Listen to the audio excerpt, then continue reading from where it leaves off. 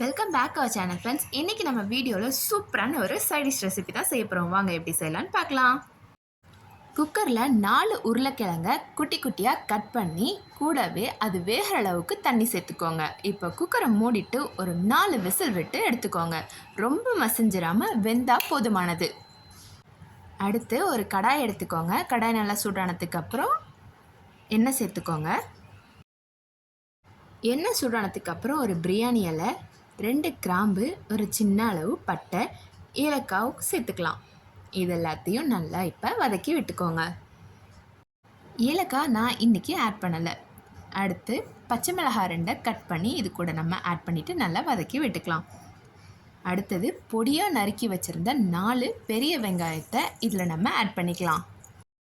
வெங்காயம் நல்லா வதங்கியிருந்தால் தான் நமக்கு சைடிஷ் ரொம்ப டேஸ்ட்டாக இருக்கும். அதனால் வெங்காயம் கோல்டன் ப்ரௌன் கலர் ஆகிற வரைக்கும் நல்லா வதக்கி எடுத்துக்கோங்க.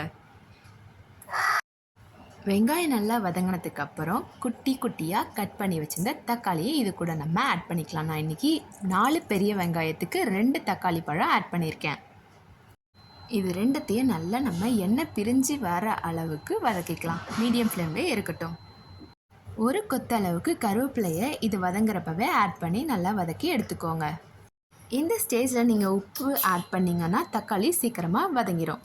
அதனால் தேவையான அளவுக்கு உப்பு சேர்த்துக்கோங்க. நம்ம செய்கிற சைடிஷ் ஹோட்டலெல்லாம் சர்வ் பண்ணுவாங்கள்ல, அந்த க்ரீமி டெக்ஸ்சர், அதுக்காக நான் 1 கப் தயிரில் 2 ஸ்பூன் அளவுக்கு கொத்தமல்லி தூள், 2 ஸ்பூன் அளவுக்கு கரம் மசாலா, 2 ஸ்பூன் அளவுக்கு குழம்பு மிளகாய்த்தூள், இது எல்லாத்தையும் நல்லா மிக்ஸ் பண்ணிவிட்டு நம்ம மிக்ஸ் பண்ண இந்த க்ரீமியை நம்ம செய்கிற சைட் டிஷ்ஷில் ஆட் பண்ணிக்கலாம். தக்காளி வெங்காயம் வதக்கி வச்சுருக்கோம்ல, அதில் இதை நம்ம ஆட் பண்ணிக்கலாம். தேவைப்படுற அளவுக்கு கொஞ்சமாக தண்ணியும் சேர்த்து இதில் ஆட் பண்ணி நல்லா மிக்ஸ் பண்ணி எடுத்துக்கலாம். இந்த டைமில் உங்களுக்கு உப்பு காரம் டெஸ்ட் பண்ணிவிட்டு உங்களுக்கு தேவைப்பட்டுச்சுன்னா இதில் நீங்கள் ஆட் பண்ணிக்கலாம். எனக்கு கொஞ்சமாக காரத்துக்காக நான் காஷ்மீரி மிளகாய்த்தூள் ஆட் பண்ணியிருக்கேன். இது நல்லா கொதிச்சு வர இந்த டைமில் நம்ம வேக வச்சு எடுத்துருக்கோம்ல உருளைக்கிழங்கு, அதை தோல் எடுத்துகிட்டு நம்ம இதில் ஆட் பண்ணிக்கலாம். இது எல்லாத்தையும் நல்லா மிக்ஸ் பண்ணி விட்டுட்டு ஒரு 2 மினிட்ஸ் நல்லா கொதிக்க விடுங்க.